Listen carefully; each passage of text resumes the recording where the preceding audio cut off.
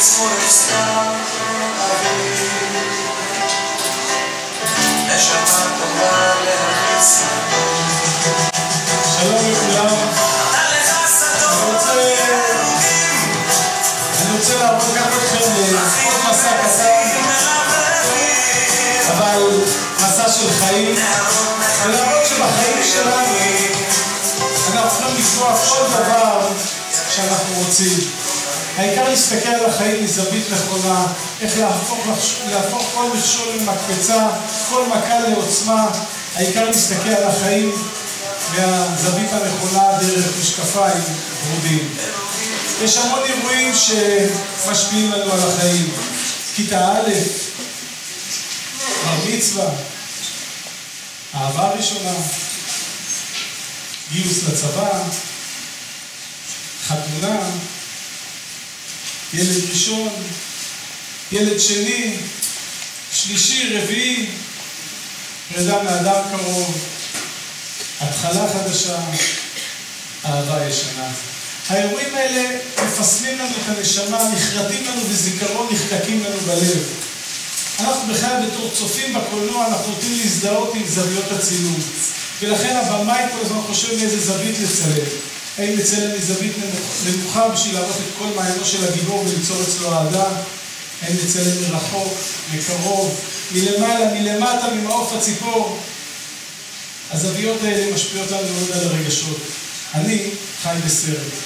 בסרט שלי יש המון פרקים, דיסלקציה, הפרעות קשב וריכוז, עסקים כושלים, גירושים, נשירה מלימודים, אוטיזם. איך שלא מסתכלים על זה, חיים קשים, חיים נפלאים, העיקר עניין של זווית צילום, העיקר עניין איך שמסתכלים. בוקר אחד בלונדון אנשים התקשרו מבועלים למשטרה ודיברו על שלד עצמות שהתגלה לצד להר הפנזה. מיד הגיעו למקום המון ניידות משטרה, אחרי צלמים, עיתונאים, כולם רצו לצלם, להודיע לעולם על הממצא המרעיש. לא חלפו 5 דקות והשלד העצמות היום התגלה כחבלים וברזלים. המון דברים בעולם התחילו כטעות. רוקח אחד ניסה לייצר תרופה נגד כאב ראש ושלא צלח, זה הפך להיות המשקה הפופולרי בעולם, הקוקה-קולה. מדען אחד עמד במעבדה אחרי אינספור ניסיונות כושלים והתחיל לבכות. דמעה אחת נפלה לתוך המבחנה שלו וכך נוצרה האנטיביוטיקה הראשונה בעולם, הפניצילין. סוכרזית בטעות, מיקרוגל בטעות, מסטיק טעות, דבק מגע טעות, שמפניה טעות, דינמיט טעות, דני פוקס טעות. ושוב שלום לכולם, לי קוראים דני פוקס ואני פאנצ'ר. הכל התחיל מפאנצ'ר אחד קטן שהפך לתמונת שרשרת. הפאנצ'ר הזה הוא אני. אתם יודעים, יש המון דברים בעולם שאנחנו לא יכולים לקבוע. אנחנו לא יכולים לקבוע את תאריך הלידה שלנו. אנחנו לא יכולים לקבוע מי ההורים שלנו. אנחנו לא יכולים לקבוע מי האחים שלנו. אבל יש המון דברים שאנחנו יכולים כן לקבוע. אנחנו יכולים לבחור בין טוב ורע, ואם בחרת בטוב, בחרת בחיים. 19/10/1967, אני בחרתי בחיים. גרנו בבית קטן, 4 נפשות, 24 מטר, אבל איך אמא שלי תמיד הייתה אומרת? יש מקום בלב? אמא שלי אישה אמיצה, אישה אצילה, תמיד שומרת על הגורים שלה כמו לביאה. בוקר אחד, יום אחד התקשרו המורים להורים שלי וקראו להם המחנכת אחרי כיתה א' לשיחה. הוא אמר לי, תקשיבו, יש בעיה. דני לא קורא ולא כותב. אבא שלי התעצבן, התרגז, נורא אמר, הילד שלך עצלן. האמת, אני לא כועס עליו, באותה תקופה מי ידע מה לעשות עם זה בכלל. אבל אבא שלי האמת ניסה, הוא באמת ניסה, הוא ניסה כל הזמן לעשות תחרויות קריאה ביני לבין אחי. שנה שלמה שניסיתי, התאמצתי, אבל אף פעם לא הצלחתי. בוקר אחד המחנכת החליטה ללמד את הילד העצלן לקח.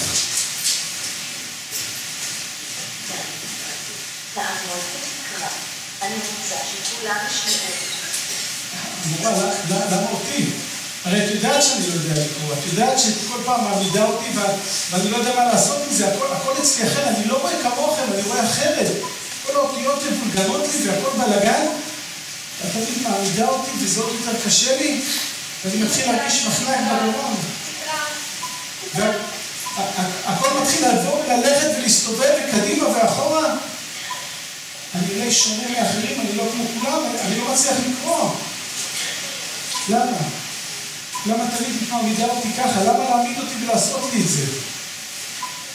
אני לא יודע מה לעשות, תמיד היא עושה לי את זה, אני רוצה כבר לברוח מפה.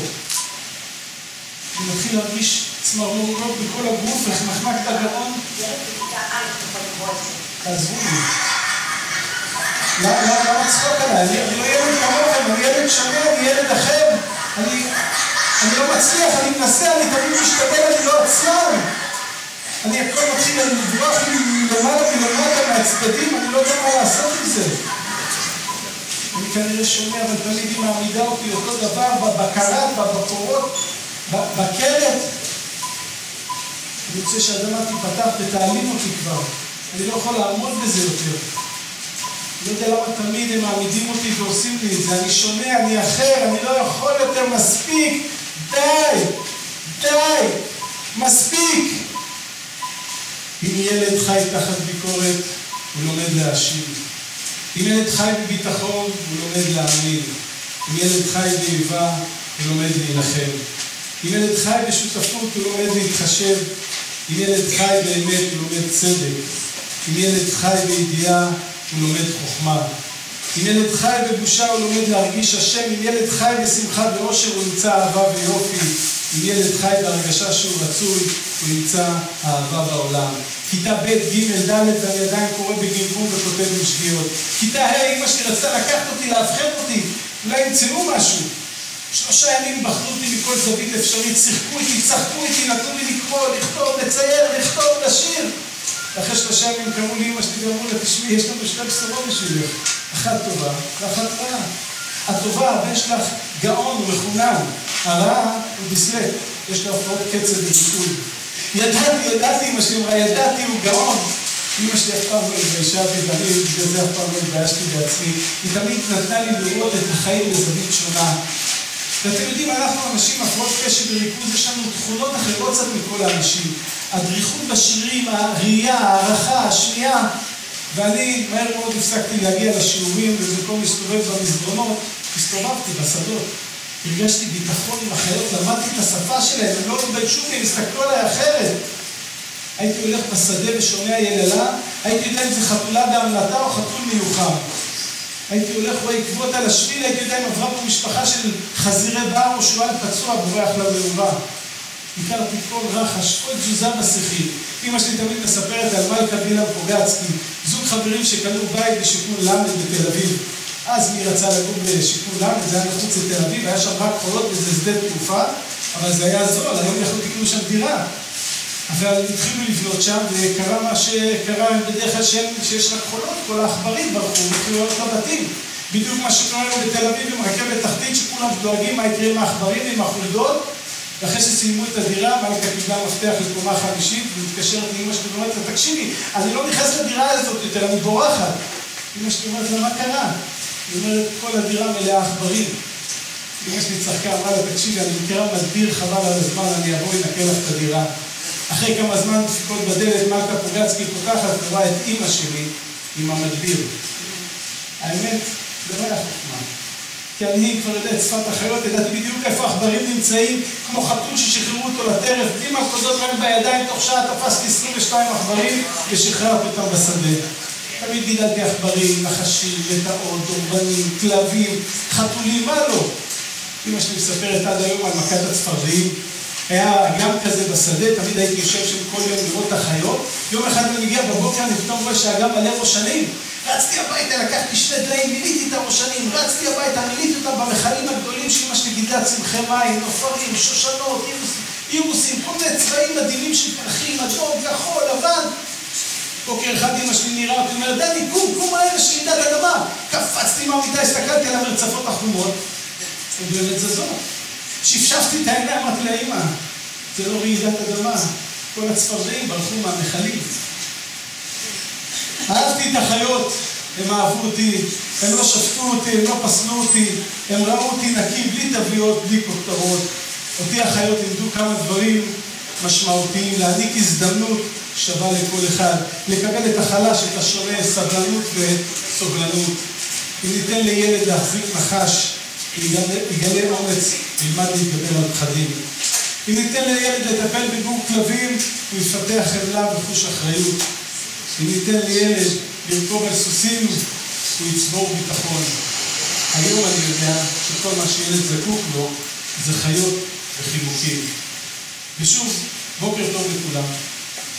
ובחרתי לעצור פה את הקטע, כי בהרצאה משקפיים ורודים, ואני מתחיל סיפור על החיים, שמתמשך עם המון מצגות של חזרה גם בתשובה, והכל בצד העקבי של החיים. ואני מראה שם המון דברים שאני עברתי בתור ילד, ואחר כך גדלתי והבנתי שזה המקום ששם צריך להיות, ובאמת להסתכל על הכל דרך משקפיים ורודים. והכל למעשה התחיל בזכות אוריאל. אוריאל נבחר שהוא ילד אוטיסט, ואז ביקשו ממני להתחיל להרצות, והרציתי על אוריאל, את ההרצאה ששמעתם בהתחלה. השנה כבר הרציתי ברוך השם מעל 300 הרצאות. אני מרצה אותה גם היום בצבא, בכל קורס קצינים שמסיים בעיר הבה"דים, וכולם החיילים לשמוע את החיים עם אוריאל. ובבתי ספר זה מגיע דרך ההסתדרות ללא חיוב. ואז בהסתדרות ביקשו ממני להרצות עוד הרצאה, וחשבתי מה לעשות, כי היום אני כל כולי להתעסק בקבלת השונה. אז החלטתי להרצות על עצמי שאני ילד דיסלקט, וגם הצלחתי אני לכתוב ספר, הספר נמצא פה, ופרויקט חיים שלי שנתן לי 40% מההכנסות של הספר בכלל הולך לכיתות, ודוד בנו גם כתב שיר אוריאל והדיסק נמצא בתוך הספר, והספר גם מתורגם לאנגלית, ואני שמח בספר ששבוע שעבר עולה לאמזון. אז אם תרצו לשמוע קצת, לצחוק, להיות ככה בערב כיף, ערב לא קל לפעמים, אני יודע, אבל עם הרבה תובנות, אני תמיד נשאר אחר כך, עושים שיחה על החיים, אבל זה מראה את החיים בשמחה כיפית. אמר לי פעם מישהו שהוא בארגון מאוד גדול של אחת החברות, שהוא חשב שאולי לא להרצות, ושהוא שמע את ההרצאה, הוא אמר לי, תשמע, אני חייב לשמוע את זה לכל העובדים, זה 17,000 עובדים באותו ארגון, כי החיים, הרצון לחיות אחרי ההרצאות, על זה מה שחשוב. והמסר שלי תמיד להסתכל על החיים כמו להסתכל עליהם בזווית נכונה ולראות שהחיים שלנו הם יפים. אז תודה רבה לכם.